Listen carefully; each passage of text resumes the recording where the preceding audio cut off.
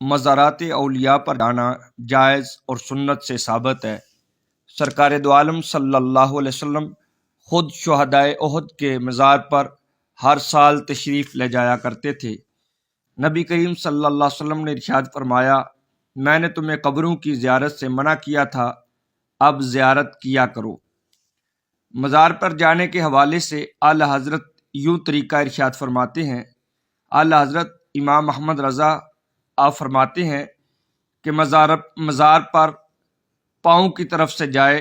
اور کم از کم 4 ہاتھ قبر سے دور چہرہ کی جانب کھڑا ہو جائے اور درمیانے انداز میں با ادب سلام کرے، پھر درود شریف 3 بار پڑھے، الحمد شریف 1 بار پڑھے، آیت الکرسی 1 بار، سورۃ اخلاص 7 بار، پھر 7 بار درود شریف پڑھے، اور اگر وقت اجازت دے تو سورۃ یاسین پڑھے، سورہ ملک پڑھے، پھر اللہ تعالیٰ سے دعا کرے،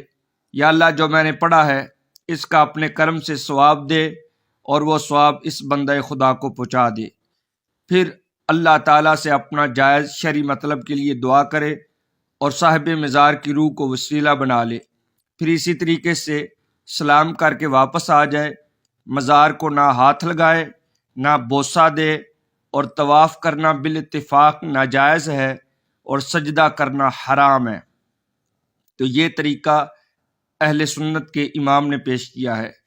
اس لیے قبروں پہ جانا چاہیے لیکن اسلام کی طریقے کے مطابق۔